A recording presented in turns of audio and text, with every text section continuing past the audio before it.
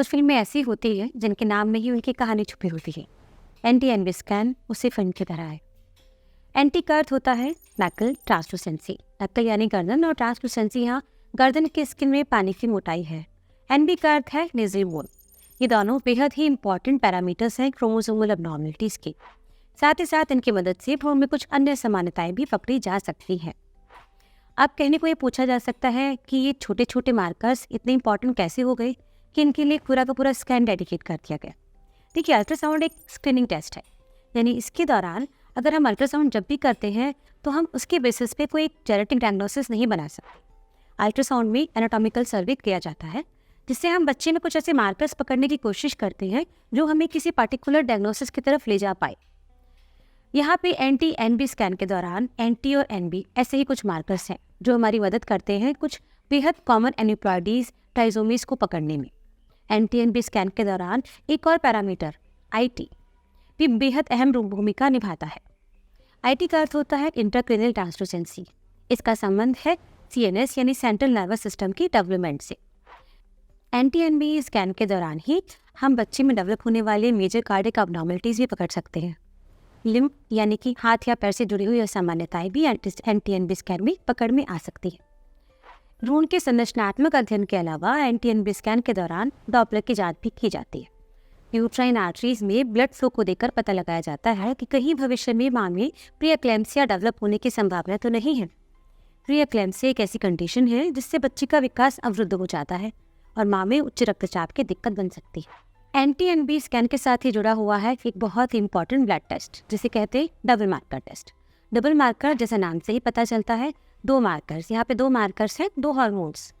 Double markers यानी T-beta-HCG और pappy, इन दोनों हार्मोन्स के माँ के ब्लड में मात्रा और एनटी-एनबी टेस्ट का रिजल्ट, यह मिलकर एक कंबाइंड रिस्क हमें देता है। एनटी-एनबी टेस्ट और डबल मार्कर की मदद से हमें जो कंबाइंड रिस्क मिलता है वह हमें भ्रूण को लो, इंटरमीडिएट और हाई रिस्क में कैटेगराइज करने में मदद करता है। देखिए, अल्ट्रासाउंड और डबल मार्कर ये दोनों ही स्क्रीनिंग टेस्ट है। अब अगर हमें डायग्नोस्टिक टेस्ट करना है या नहीं करना, यह हमें कौन बताएगा? यह बताता है हमें कंबाइंड टेस्ट। भ्रूण के लो रिस्क, इंटरमीडिएट रिस्क या हाई रिस्क, इन तीनों ही कंडीशन में उसका आगे का मैनेजमेंट अलग अलग है। हाई रिस्क कैटेगरी में होने के कारण हमें भ्रूण की आगे कुछ जांचें करनी पड़ती हैं। हमें भ्रूण का जेनेटिक मेकअप पता करना होगा और उसके लिए ज़रूरी है इन्वेजिव जांच। इन्वेजिव जांचें होती हैं जैसे कि कोरोनिक सैंपलिंग, जिसे सीवीएस कहा जाता है, या फिर एम्नियोसेंटेसिस। 11 से 14 हफ्ते के बीच की जाती है सीवीएस की जांच और 16 हफ्ते के बाद एम्नियोसेंटेसिस की जांच। सीवीएस के दौरान प्लेसेंटा का सैंपल लिया जाता है और एम्नियोसेंटेसिस के दौरान भ्रूण के चारों ओर पाए जाने वाले एमनियोटिक फ्लूइड का सैंपल लिया जाता है। ये दोनों ही सैंपल हमें मदद करते हैं भ्रूण का जेनेटिक मेकअप जानने में। अब अगर हमें कोई शंका या संदेह मन में आया है तो वह कन्फर्म कैसे होगा? वह कन्फर्म होगा जेनेटिक टेस्ट के माध्यम से, और जेनेटिक टेस्ट होते हैं इन्हीं दो तरीकों से। उसके अलावा कॉर्बेट सैंपलिंग भी की जाती है, बट अमूमन कोरोनिक विलर सैंपलिंग या एम्नियोसेंटेसिस ही भ्रूण की अलग अलग समयावस्था के हिसाब से तय की जाती है। इंटरमीडिएट रिस्क कैटेगरी की अगर बात की जाए तो हो सकता है आप में से कुछ लोगों ने नाम सुना हो MAPS या AFPT का। इसे कहा जाता है नॉन इन्वेजिव प्रीनेटल टेस्टिंग या नॉन इन्वेजिव प्रीनेटल स्क्रीनिंग। यह भी एक ब्लड टेस्ट है। इस जांच के दौरान माँ का सैंपल लेकर उसमें फीटस का सेल फ्री DNA आइसोलेट किया जाता है। उसके द्वारा बच्चे का जेनेटिक मेकअप पता किया जाता है। और अगर फीटस लो रिस्क कैटेगरी में है तो हमें सीधे पैनमली स्कैन के दौरान एंटी स्कैन को करने का समय अमूमन 15 से 20 मिनट का समय होता है, लेकिन यह बहुत हद तक निर्भर करता है भ्रूण की पोजीशन पर। और एक बहुत ज़रूरी बात जो कि एक तरह से ब्लैंकेट एडवाइस है सभी प्रेगनेंसी स्कैन्स के लिए, को घर से खाना खा के आना है और हो सके तो अपने साथ भी कुछ ज़रूर लेते आइएगा।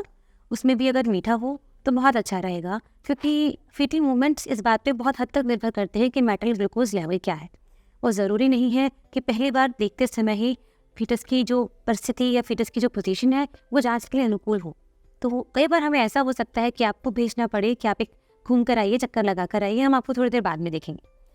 जाते जाते एक और ज़रूरी बात कि डबल मार्कर का टेस्ट, डबल मार्कर की जांच आपको करवानी है एनटी-एनबी स्कैन के बाद ही, क्योंकि डबल मार्कर करवाने से पहले आपके पास एनटी की थिकनेस या फिर एनबी की प्रेशर होने बहुत ज़रूरी है। तभी आपको लैब या कोई भी स्टैंडर्डाइज सॉफ्टवेयर कंबाइंड रिस्क दे पाएगा।